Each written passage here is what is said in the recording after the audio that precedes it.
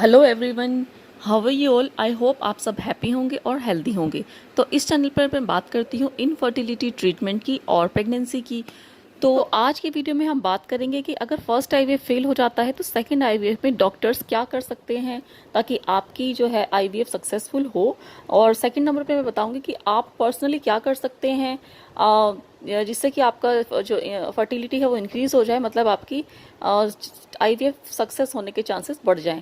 तो सबसे पहले मैं बता देती हूँ कि अगर आपका फर्स्ट आईवीएफ फेल हो गया है तो आपके दो चीज़ें होती हैं कि अगर आपको एम्ब्रियो बचे हुए हैं, आपके फ्रोज़न एम्ब्रियो हैं अगर आपके, और आपके वायबल हैं वो और अच्छे ग्रेड के एम्ब्रियो हैं, तो डॉक्टर आपका 2 से 3 महीने बाद आपका सेकंड आईवीएफ जो है वो शेड्यूल कर देती है और आप 2 महीने बाद करवा सकते हैं। मैंने भी अपना 2 महीने बाद जो है एम्ब्रियो ट्रांसफ़र करवा लिया था।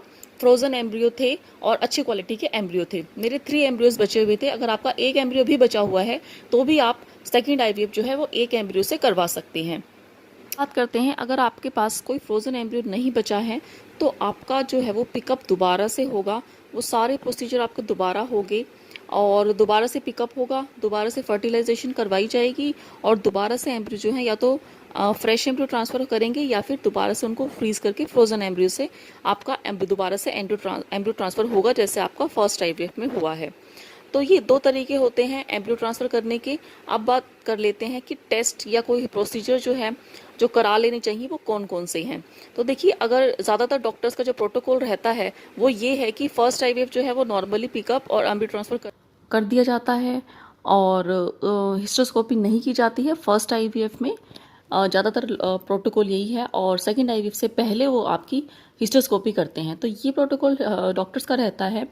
लेकिन यहाँ पर मैं एक इम्पॉर्टेंट बात बताना चाहूँगी कि आपको हिस्टोस्कोपी ज़रूर करा लेनी चाहिए। अगर आप फर्स्ट आईवीएफ के लिए जा रहे हैं तो भी आपको हिस्टोस्कोपी जो है करानी है, क्योंकि हिस्टोस्कोपी के बिना अगर आप आईवीएफ कराएंगे तो वो आपका 99% फेल ही होगा।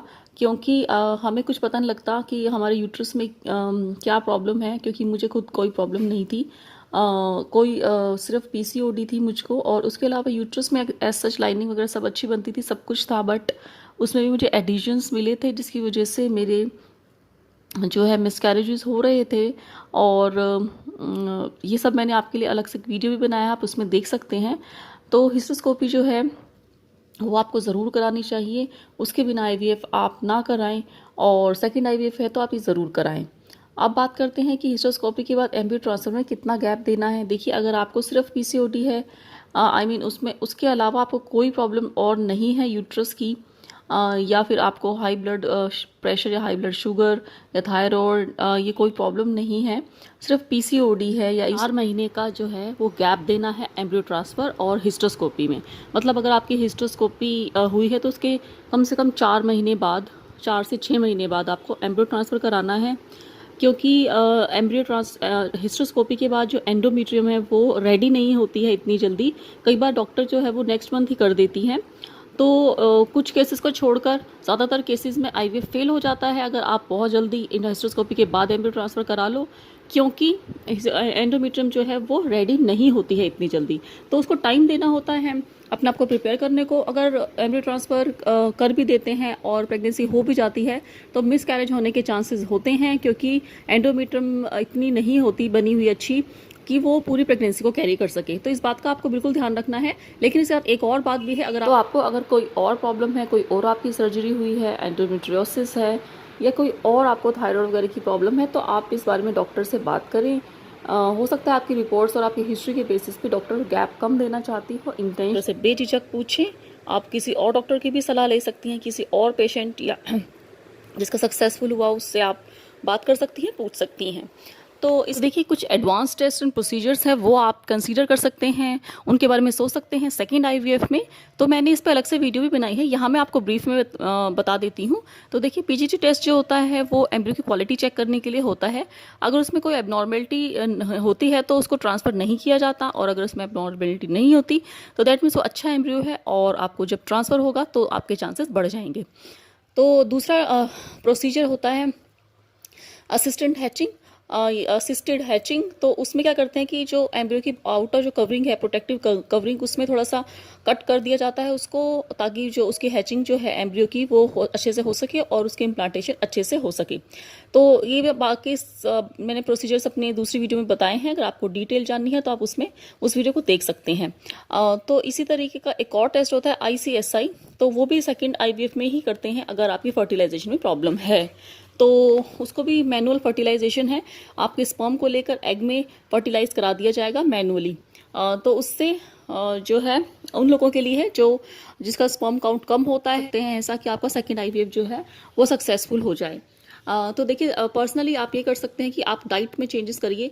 जो एंडोमेट्रियल की थिकनेस होती है वो भले ही उसकी जो विड्थ है उसको हम नाप सकते हैं, डॉक्टर से बता देता है सही है, लेकिन वो बहुत बार इतनी अच्छी नहीं होती है उसको पूरी प्रेगनेंसी को कैरी कर सके। तो आप वो डाइट लीजिए जिससे कि एंडोमेट्रियल जो लाइनिंग है वो अच्छी होती है। मैंने इस पर भी वीडियो बनाया है, उसका लिंक मैं डिस्क्रिप्शन पे दे दूंगी। स्पेशल आपकी जो डाइट होनी चाहिए वो अच्छी होनी चाहिए, तो आप उस वीडियो को देखिए, उसको टिप्स जो है वो फॉलो कर सकते हैं आप।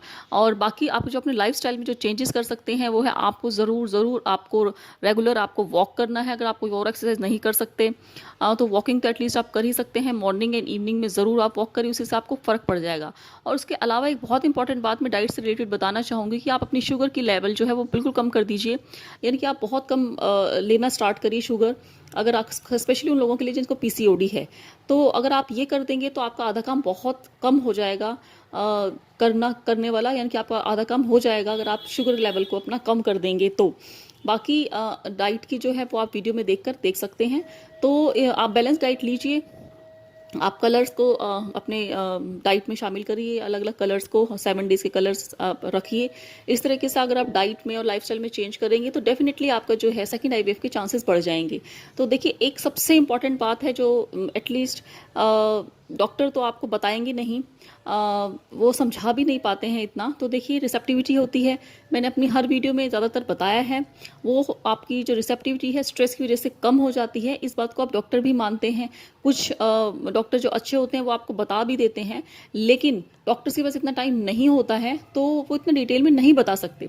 तो देखिए, अगर आप स्ट्रेस ले लेंगे तो आपका सारा का सारा जो किया हुआ है वो ज़ीरो हो जाएगा, क्योंकि आपकी एंडोमेट्रियल रिसेप्टिविटी है, जो उसको होल्ड करने की कैपेसिटी है, चाहे उसकी विड्थ कितनी भी है, लेकिन अगर उसकी रिसेप्टिविटी एंडोमेट्रियम की कम होगी तो वो होल्ड नहीं कर पाएगी। आपका कभी भी मिसकैरेज हो जाएगा, पूरी 9 मंथ्स में कभी भी हो सकता है ऐसा। तो ऐसा आप ना करें, अपने स्ट्रेस लेवल को कम करें। स्ट्रेस मैनेजमेंट आपको आना चाहिए, वो मैं आपको बताती हूँ कैसे, अपने हर वीडियो में बताती हूँ। अगर आप कहेंगे तो मैं इस पर भी अलग से वीडियो बना दूंगी। अब सोचना बंद करिए इस बारे में, अब हर चीज़ को एक्सेप्ट करिए, मान लीजिए कि हाँ ठीक है, आप में ये प्रॉब्लम है और आप इसका इलाज करवा रहे हैं। अगर नेगेटिव आता है तो उसको भी आप एक्सेप्ट करिए कि अगर हो जाता है नेगेटिव तो भी मैं एक्सेप्ट करेंगे हम दिल से। तो इस तरीके से ये जो है बहुत ही इंपॉर्टेंट बात है। आप सेकंड IVF में आप इस चीज़ को आप अगर कर लेंगे, शुगर लेवल कम करेंगे अपना और अपनी स्ट्रेस मैनेजमेंट कर लेंगे, तो आपका आधे से ज़्यादा आपकी जर्नी जो है वो कंप्लीट हो जाती है।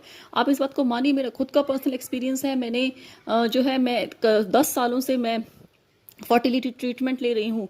मैंने अपनी लाइफ में बहुत ट्रीटमेंट लिए हैं, तो IUI तो मैंने 7-8 बार करवाया है, आपने मेरी रिपोर्ट्स भी देखी हैं। तो आप ये देख सकते हैं कि मैंने काफ़ी नेचुरोपैथी जो है वो मैंने पूरी की पूरी जो है उस पर पूरी रिसर्च करी थी, पूरी यूज़ करी थी और मुझे कोई प्रॉब्लम नहीं थी। मैं कभी आपको अपनी स्टोरी बताऊंगी, मैंने नेचुरली भी कंसीव किया था, लेकिन वो मिसकैरेज हो गया था। बाकी मैं आपको अपनी पूरी स्टोरी बताऊंगी, बहुत लंबी स्टोरी है। लेकिन जो है नेचुरल जो मेथड्स हैं काफ़ी सक्सेसफुल होते हैं, और मैंने क्या क्या मेथड्स यूज़ करे थे वो मैं आपको सब बताऊंगी।